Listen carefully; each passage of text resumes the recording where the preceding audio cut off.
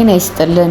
ሰላም በኢትዮጵያና በመላው ዓለም ላላችሁ የተከበራችሁ ተመልካቾቻችን፣ ከቀዳሚ መረጃ የዕለቱን ለእናንተ የመረጥነው መረጃ ይዘን ቀርበናል። አብራችሁን ቆዩ።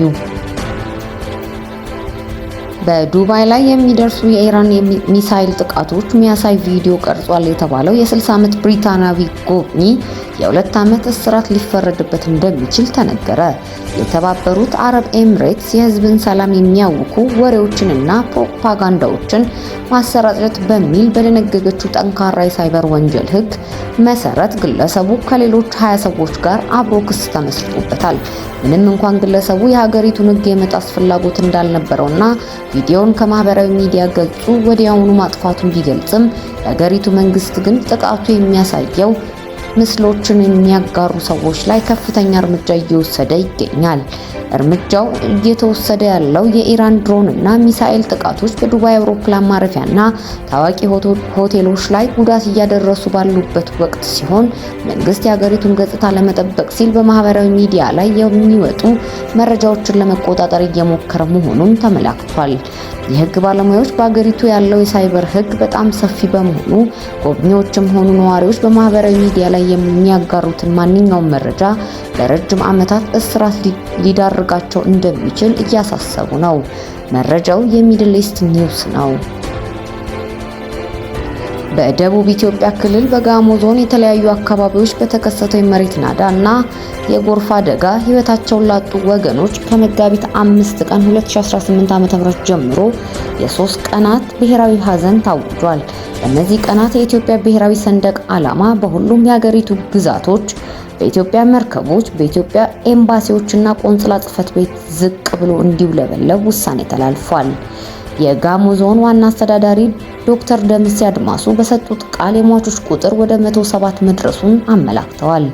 የክልሉ ኮሚኒኬሽን ደግሞ የሟቾች ቁጥር 80 እንደሆነና 125 ሰዎች የገቡበት እንዳልታወቀም ገልጸዋል።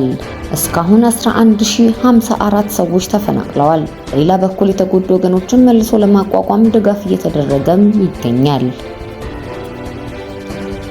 የኢትዮጵያ ብሔራዊ ምርጫ ቦርድ ግንቦት 24 ቀን 2018 ዓ.ም ይካሄዳል ተብሎ ለሚጠበቀው 7ኛው ዙር ጠቅላላ ምርጫ በቅርቡ ያስጀመረውን የመራጮች ምዝገባ በተመለከተ ዛሬ ምሽት መግለጫ ሰጥቷል።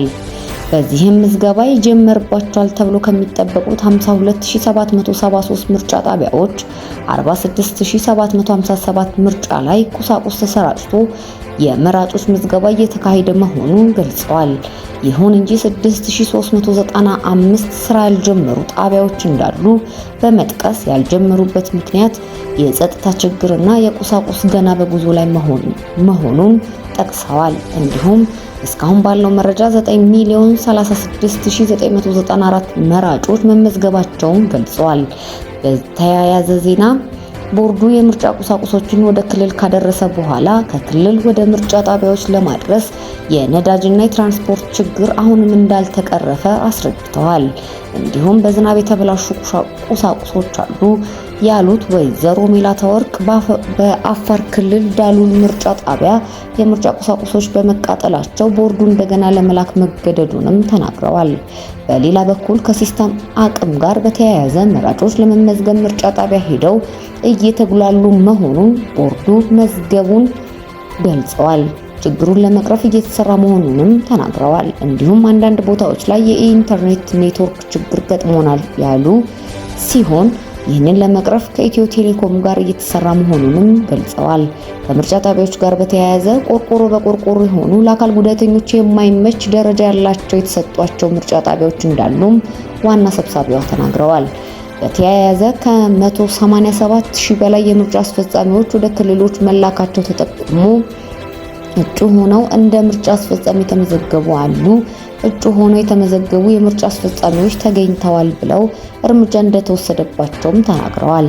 መራጮች ተመዝግበው ሲመጡ ካርዳቸውን ፎቶግራፍ ሲያነሱ የተገኙ ምርጫ አስፈጻሚዎችን የመራጮች ቁጥር ንገሩን፣ ምሳ እንጋብዛቸዋለን የሚሉ አካላት መገኘታቸውንም ገልጸዋል። የቤተ ክርስቲያን አስተዳዳሪው በመኖሪያ ቤታቸው በጥይት ተመተው ተገደሉ። የወልዲያ ደብረ ሰላም መድኃኔዓለም ካቴድራል አስተዳዳሪ መላከ ምሕረት ቆሞስ አባ አይናለም አማረ መጋቢት 3 ቀን 2018 ዓ.ም ሌሊት በመኖሪያ ቤታቸው ውስጥ በጥይት ተመተው ከዚህ ዓለም በሞት ተለይተዋል። በቤተ ክርስቲያን ግቢ ውስጥ በሚገኙ መኖሪያ ቤታቸው ሳሉ ባልታወቁ አካላት በተተኮሰባቸው ጥይት ተመተው ሕይወታቸው ማለፉ ነው የተገለጸው። ሥርዓተ ቀብራቸው ዛሬ ብፁዕ አቡነ ኤርሚያስ ሊቃውንተ ቤተ ክርስቲያንና ምዕመናን በተገኙበት በካቴድራሉ ተፈጽሟል። ብፁዕ አቡነ ኤርሚያስ መላከ ምሕረት አባ አይናለም እግዚአብሔር በቆረጠው ቀን አርፈዋል። ነገር ግን በቀናቸው ለተጠሩት አገልጋይ መሞት ምክንያት የሆነ ሰው ባይወለድ ይሻለው ነበርም ብለዋል። ለቤተክርስቲያን እድገትና ለሥርዓተ አምልኮ መጠበቅ ሌት ተቀን የሚተጉት ጉረኛ እንደነበሩም ገልጸዋል። ምዕመናንንም አገልጋዮቹን እንዲጠብቁ አባታዊ መመሪያ አስተላልፈዋል።